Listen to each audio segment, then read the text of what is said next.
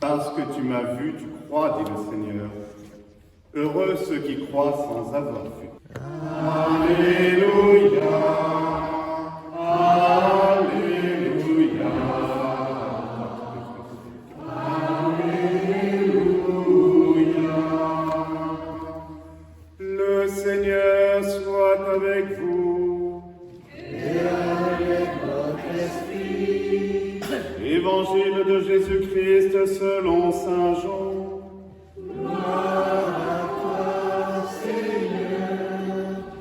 C'était après la mort de Jésus, le soir venu, en ce premier jour de la semaine, alors que les portes du lieu où se trouvaient les disciples étaient verrouillées par crainte des Juifs, Jésus vint, et il était là au milieu d'eux. Il leur dit, « La paix soit avec vous. » Après ces paroles, il leur montra ses mains et son côté. Les disciples furent remplis de joie en voyant le Seigneur. Jésus leur dit de nouveau, « La paix soit avec vous.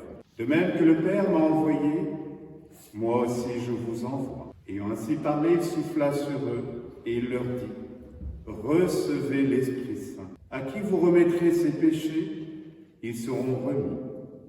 À qui vous maintiendrez ses péchés, ils seront maintenus. » Or, l'un des 12, Thomas, appelé Didyme, c'est-à-dire jumeau, n'était pas avec eux quand Jésus était venu. Les autres disciples lui disaient, « Nous avons vu le Seigneur. » Mais il leur déclara, « Si je ne vois pas dans ses mains la marque des clous, si je ne mets pas mon doigt dans la marque des clous, si je ne mets pas la main dans son côté, non, je ne croirai pas. » 8 jours plus tard, les disciples se trouvaient de nouveau dans la maison, et Thomas était avec eux. Jésus vient, alors que les portes étaient verrouillées, et il était là au milieu d'eux. Il dit, « La paix soit avec vous. » Puis il dit à Thomas, « Avance ton doigt ici, et vois mes mains. Avance ta main, et mets-la dans mon côté. Cesse d'être incrédule, sois croyant. » Alors Thomas lui dit, « Mon Seigneur et mon Dieu. » Jésus lui dit, « Parce que tu m'as vu, tu crois. Heureux ceux qui croient sans avoir vu. » Il y a encore beaucoup d'autres signes que Jésus a fait en présence des disciples et qui ne sont pas écrits dans ce livre.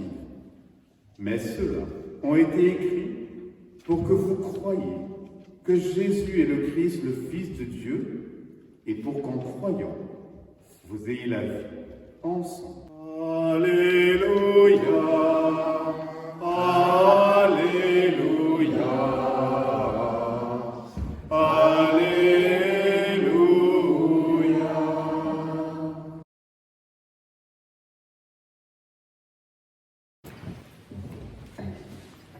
Vous allez obtenir le salut des âmes qui est l'aboutissement de votre foi, nous dit saint Pierre dans la seconde lecture. Vous allez obtenir le salut des âmes qui est l'aboutissement de votre foi. Cette parole s'adresse à chacun et chacune d'entre nous. Notre joie de chrétien, c'est le salut des âmes. C'est de travailler précisément au salut. D'abord en le recevant, et ensuite en témoignant. Dans d'autres temps, il y avait cette crainte, cette peur de l'enfer.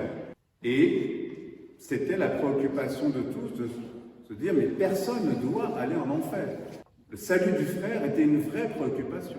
Aujourd'hui, nous n'avons plus peur de l'enfer. Nous disons même des fois que l'enfer n'existe pas. Et donc du coup, si nous n'avons plus peur de l'enfer et si l'enfer n'existe plus, il n'y a pas de raison de se préoccuper du salut des frères et des sœurs. Le Seigneur nous dit, hommes et femmes, la peur n'est pas là justement pour vous paralyser, mais pour vous rendre responsable du salut de tous. Aujourd'hui, l'homme qui n'a plus peur de rien s'invente d'autres peurs. La peur du Covid, la peur des manifestations, la peur des guerres, la peur de tout. On se crée des peurs. Alors qu'effectivement, la seule préoccupation que nous devons avoir, c'est effectivement la santé de l'âme de tous. la santé de l'âme de notre monde. Voyons bien que notre monde a besoin effectivement de recevoir ce salut offert par Dieu. Oui, si vous l'aimez sans l'avoir vu, lui sans le voir encore, vous mettez votre foi, vous exultez d'une joie inexprimable.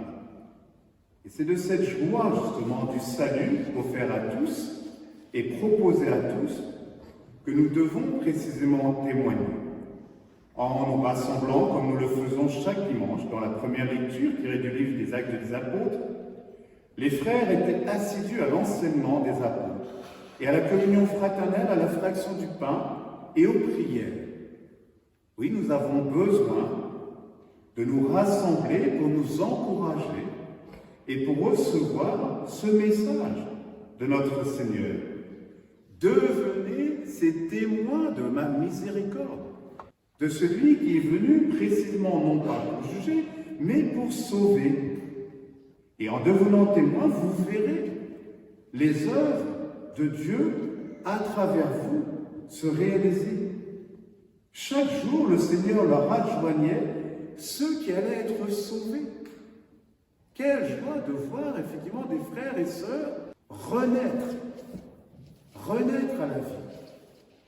Combien de frères et sœurs se désespèrent ou tombent et attendent une présence, une écoute, une parole. Nous sommes allés, plusieurs d'entre nous, voir M. Curé fait sa crise et nous avons bien vu dans ce spectacle, dans ce one-man show remarquablement bien interprété par un acteur qui n'est pas prêtre, mais qui s'est appuyé sur ce récit écrit par un prêtre, que les prêtres, effectivement, tombent aussi, comme dans le monde, dans l'activisme, qu'on a du mal à les voir prendre le temps de prier, qu'on a du mal même des fois à les rencontrer, qu'on a du mal précisément à les voir œuvrer là où ils doivent être, précisément œuvrer pour le salut de tous, être intermédiaire, être intercesseur auprès de Dieu pour le salut de tous, encouragé par ses frères, non pas accaparé par moult préoccupations ou petites choses de l'organisation. Et on voit bien que ce prêtre, effectivement, finit par s'emmurer, et en s'emmurant, c'est Dieu qui lui envoie justement tous ses témoins. La première, Mado, une ancienne prostituée, qui vient justement recevoir ce que Dieu lui a offert par avance. Recevoir cette miséricorde qui va la relever. Et en la relevant, qui va aussi relever son prêtre dans son identité la plus profonde. Oui, c'est le Seigneur qui répond aux prières ferventes et qui fait enfanter d'autres enfants à la vie nouvelle. Dans nos prières ferventes, c'est Dieu qui nous demande aussi de nous laisser enfanter pour enfanter avec nous d'autres enfants de Dieu. C'est là l'œuvre du Seigneur, nous dit le psalmiste. C'est Dieu qui œuvre en son Fils pour nous, avec nous et en nous, pour le bien du corps entier, celui de notre humanité blessée. Oui, le Seigneur est là pour nous relever sans cesse. Et dans l'Évangile, nous entendons que la première apparition, le premier jour de la semaine, ce que nous célébrons chaque dimanche, Thomas n'est pas là. Les disciples l'accueillent, il vint, alors que les portes sont verrouillées. Il vient au milieu d'eux. Lorsque un ou deux sont réunis en mon nom, quelles que soient les fermetures de nos cœurs, quelles que soient nos portes qui peuvent être encore verrouillées, le Seigneur se rend présent. Il est là au milieu de nous. Nous le rendons présent pour précisément recevoir sa lumière, pour le laisser justement venir à nous. Ce n'est pas nous qui venons à lui, c'est lui qui vient, qui nous précède, c'est lui qui nous attend. Et quel que soit le temps en arrêt, on faisait la réflexion tout à l'heure, Père Charles est en retard. retard, 10 minutes en retard. Occupons-nous de ce que nous avons à faire. Et arrêtons de regarder tout de suite quand il y a la messe. Voilà. Qu'est-ce qu'on vient célébrer? Oui, frères et sœurs. Il était là au milieu d'eux et qu'est-ce qu'il leur dit? La paix soit avec vous. Recevez cette paix. Nourrissez-vous de cette paix. Et allez la porter à tous ceux qui en ont besoin. Ce monde qui en a besoin. La paix soit avec vous. Oui, il est bien au milieu de ses disciples comme le prince de la paix. Ne cherchons pas la paix ailleurs. Ne cherchons même pas cette paix en nous. Recevons-la de lui. Il est le prince de la paix qui leur rapporte cette paix pour les libérer de la peur qui les enferme, pour nous libérer de toutes nos peurs qui nous enferment et pour nous donner ce trésor de la foi, de la confiance, pour que nous puissions enfin ne pas juger, ne pas condamner, ne pas regarder ce qui ne va pas. Alors, par exemple, on disait, j'ai eu un oubli. Il n'y a jamais de problème, il n'y a que des solutions. C'est nous qui créons des problèmes, là où il n'y en a pas. Là où il n'y en a pas. Devenons simples. Dieu est simple. Et il nous invite à vivre, à retrouver cette simplicité. La simplicité des servants d'autel. Ils font confiance, ils se laissent former au fur et à mesure. Ils sont là, ils n'ont pas peur de témoigner, d'accompagner, de dire même des fois au Père Charles, Père Charles a oublié à la fin d'embrasser la croix. Mais merci Seigneur. Sans critique, sans rien. Maëva qui me dit, Père Charles, là il y en a deux qui n'ont pas de chaise. Mais merci Seigneur de me donner ces enfants qui ne sont pas là pour me juger, mais qui sont là pour m'aider, pour nous aider. Ils sont ces lumières, ce sont ces témoins de la foi. Jésus dira à Thomas, cesse d'être incrédule, sois croyant, apprends à me reconnaître au milieu de toi. Apprends à me reconnaître dans le frère ou la sœur qui est assise à côté de toi. Ne me cherche pas, je ne sais trop où. Je suis là, c'est pour cela qu'à chaque apparition, il ne le reconnaît jamais. Il est quand même bizarre, Jésus, pourquoi à chaque fois il prend un visage différent? Et c'est pour nous dire, mais je suis là. Je suis là à côté de toi, je suis même en toi. Pour les frères qui sont à côté de toi. Oui, telle est la miséricorde de Dieu qui fait de nous ses témoins. Dieu a envoyé son Fils, le prince de la paix, pour apporter la paix au monde. Et il nous envoie à notre tour. Le Père m'a envoyé, moi aussi je vous envoie. Nous regardons les actualités, voilà. Mais prions, frères et sœurs. Convertissons-nous, frères et sœurs.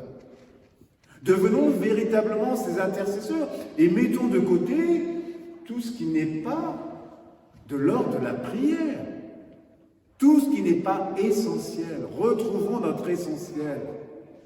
Et notre essentiel, il est en Dieu. Il est en Dieu. Ne cherchons rien d'autre. Et Dieu nous fait confiance. Ce n'est pas nous qui l'avons choisi, c'est lui qui nous a choisis et qui nous envoie. Nos murs, ce sont nos manques de foi qui nous enferment. Et Dieu le sait. Et c'est pour cela que Dieu croit en nous, pour nous dire, mon fils, ma fille, réapprends à croire en toi et retrouve tes ailes de géant, de géante, pour décoller et faire décoller ce monde, et pour le réorienter vers celui qui lui a tout donné, celui qui a tout confié. Oui, Thomas, le 8e jour, c'est le premier jour de la semaine, à nouveau une récréation, pour qu'il apprenne à voir non plus avec son regard, mais avec le regard de la foi, avec le regard de Dieu.